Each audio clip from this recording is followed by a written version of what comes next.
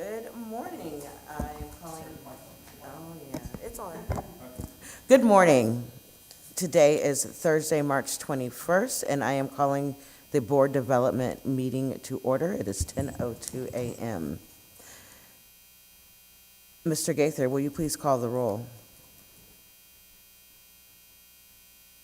Representing Educational District 2 and Chair of this committee, Ms. Loretta Balden. Present. Representing Educational District 5 Board Chair and member of this committee, Ms. Erica Mitchell. Present. Representing Educational District at Large Seat 9, Ms. Jessica Johnson. Present. Madam Chair, I also want to acknowledge our superintendent is present as well as our general counsel. With that being said, you have a quorum for this meeting. Excellent, thank you. I will now entertain a motion to approve the agenda for the March 21st, 2024 Board Development Committee meeting. So moved. Second. I have a motion, there is a second. The motion, all in favor, say aye. Aye. All opposed? All right, motion carries.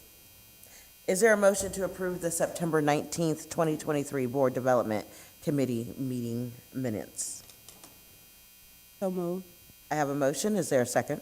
Second. The motion has been seconded. All in favor, say aye. Aye. And any opposition? Nope, motion carries. We will now move on to our discussion items. Please note that all documents are located within our Assembly platform.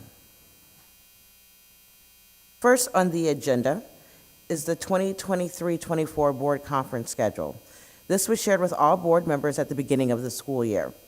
The listed opportunities are conferences the Atlanta Board of Education is a member of, or the opportunity provides information to enhance the work of the board. In addition to the listed opportunities, the last names of board members who attended or have interest in attending the conference are listed. During the budget process, the members are assigned an amount for travel. I'll give you guys a second to take a look, and are there any questions or discussion? I do want to note that this will be updated with the school year. So this is the current, again, 23-24 conference schedule, and so that schedule ends in July, correct? And so then the new schedule will then come out with the updated dates. If you notice that there is something missing that you think might need to be included, I encourage you to share that with Pierre, and we can add that conference. We can review and then add the conference if it does align with the goals of education. So I'll pause for a minute. Are there any questions or discussions? And I know, again, you may need a little bit more time to look at this, so if there are changes or questions or discussions, we can also bring this up in the next meeting to make any necessary adjustments. Looking at my colleagues, it looks like, So we will update this for the upcoming school year for 2024. 24-25, correct. 24-25, yeah. Okay. So we Is- start right at July. Yes, so that's why you'll see some of the dates are 2023 because it's the current school year that we're sitting in, correct? Okay. So next on the agenda item is board training hours. Each board member is required to receive continual education credits to enhance the effectiveness of board governance. New board members are required to receive 15 hours, and veteran board members are to receive 9 hours. 3 of the hours are dedicated to whole board training. Hours are to be completed between July 1st and June 30th of the school year. Attached in Assembly are the current hours for board members. I'll give you a second to take a look at that. And if there are any questions or items for discussion, now would be the time for that.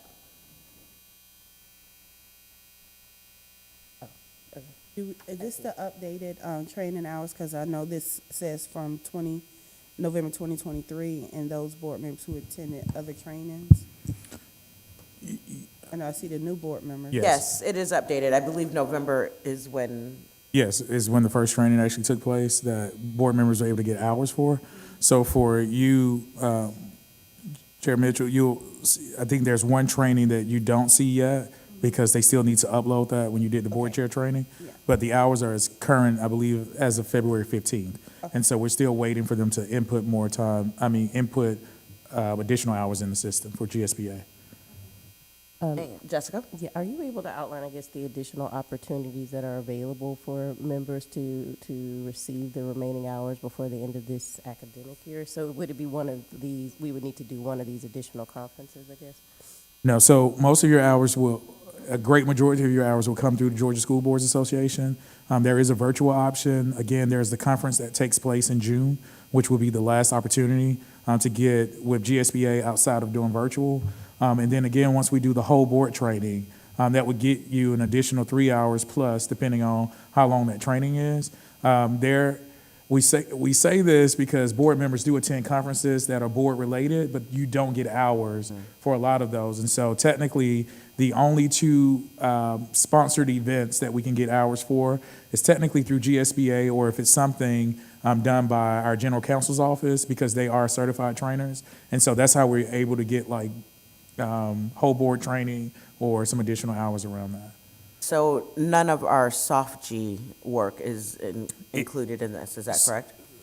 Not for this year, but it could be. I know that we're in the process of working on a 2-day retreat. I did have a conversation with general counsel just in regards to that, which could get you some additional hours, but it depends on when we do it. And so we're still working to solidify the date for that. And so if we do it in June before the 30th, we can probably capture some of those hours. If we don't, and we push it into July, that will go for next school year, not necessarily for this year.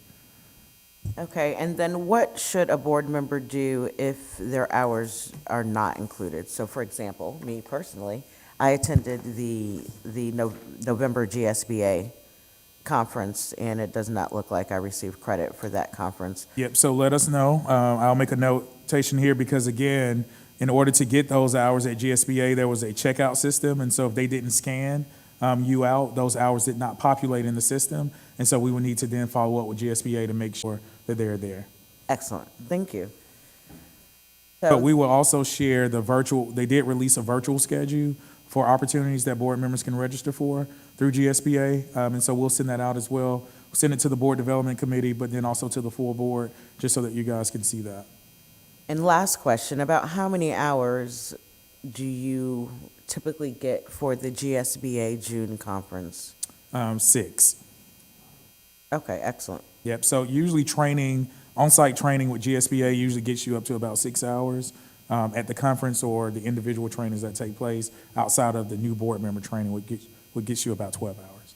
Excellent, and how often, last question for you, Pierre, is this chart updated?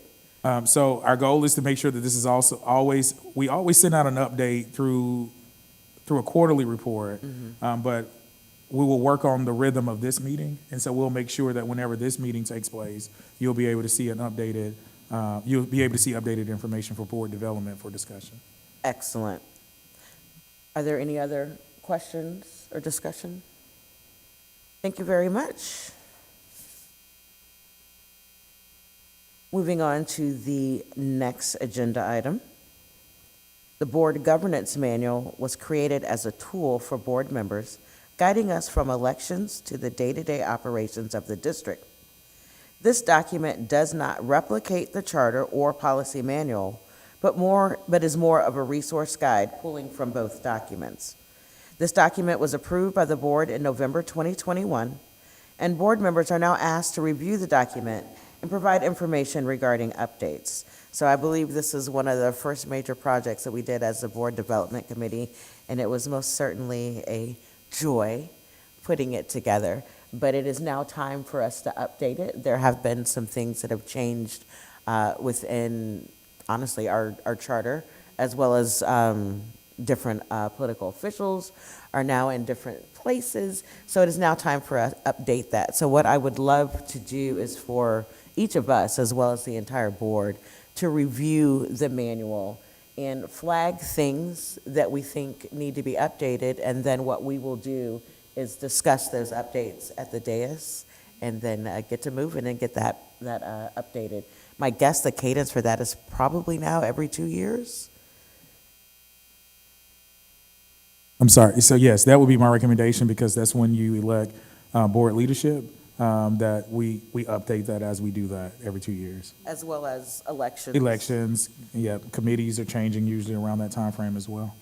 So that is not formal, that's just kind of what it appears to be based on our circumstances and how they change, so we can solidify that if necessary. But I do want us to get started. This is not going to be a quick task. It will not be done tomorrow or the next committee meeting, but I do envision it taking a little bit of time because we want it to be thorough and to do it right.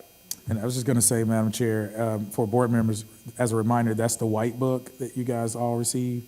So we gave you 2 books, but 2 handbooks, but it's the white one.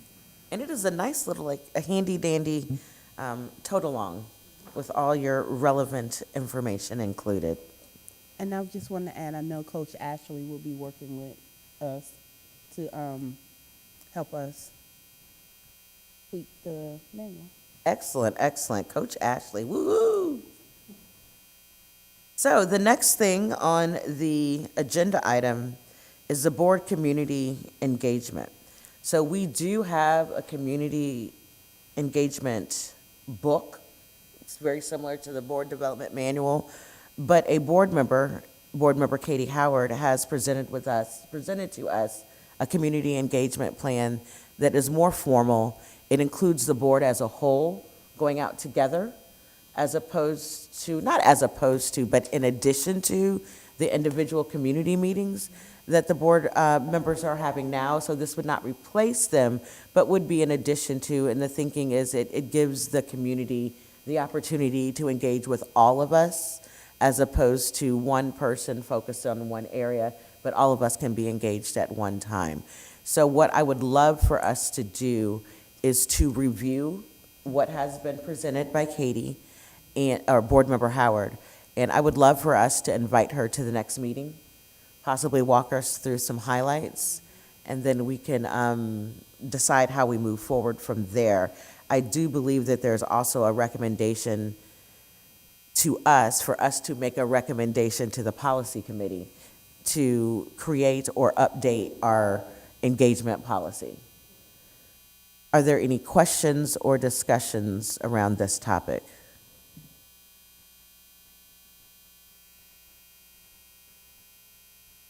No, we Anyone? welcome the conversation at the next meeting. I do too. So we'll make sure that we let Katie know that she has been invited as a guest speaker to present her community engagement recommendation. I will also, as it has been shared with the board, I do plan to share that with the full board as well and to invite them to participate in the conversation as they are available. All right, we're moving right along. So at the last meeting, I'm moving on to board development language for policy. At the last meeting held in September 2023, the committee had a discussion regarding policy language for making the board development committee a standing committee for the board. We're still soliciting feedback regarding a clear defined purpose of the committee to share language with the policy review committee for review and approval by the board. The document in assembly is last information received by Board Chair Mitchell. So just to back up, I don't know if you guys know this, but this committee is not officially written down as one of our official committees. And I noticed this, honestly, during the election process when Civic Atlanta had a quiz, and they were asking about the number of committees. I'm like, hey, you forgot one. I was like, well, that one's not formal. So we need to formalize this work that we're doing here today. And we are not doing policy work. It is not our job to write the policy. We will hand that over to policy committee. But I do want to make sure that we are aligned with why it is that we're here today, the work that we are charged with, so we stay on task. Pierre, surprise, I'm going to put you on the spot. Can you give us just a brief history of this committee, kind of how it started, and bring us up until today? So I'll take a good attempt to do that. So there's a board development opportunity policy that kind of speaks to some of the same information of what this committee has been charged to do. But the purpose of the committee was around establishing training opportunities for board members to ensure that board members were meeting their training hours evaluation because we did the quarterly evaluation, but the annual evaluation was also supposed to happen through this committee. It evolved a little bit once we start moving into SOFG, and so a lot of the student outcome focused governance work was happening within this committee. And so the goal was to at least capture a lot of that work here that we can then share out or use this as another platform to manage the SOFG work. At the last, with the last committee of board development, there was a question around the creation of a policy of making it a standing committee. And so Board Chair Mitchell drafted a policy at that time. We said that we'll go back and alter it to make sure that it's in line with our current policy. So our current policy structure. And so the language that you see in this draft policy, it's not in assembly, is really pulling from what Chair Mitchell has already pushed.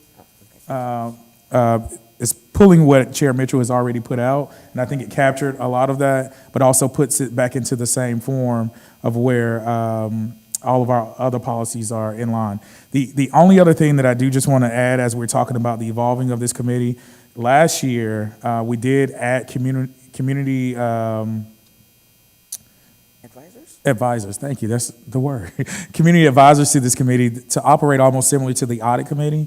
And so that will help with just the evaluation process. It also helps us to be in line with GSBA around just how we evaluate the board, that we have outside advisors as it relates to that. So we can still use the SOFG model for evaluation, but we have input from community with those advisors that could be appointed to this committee. And so we did have 2 advisors appointed, and so we do need to revisit that conversation if this is the will of this committee, to just figure out how do we move forward around that. But that's technically how we went from there to here.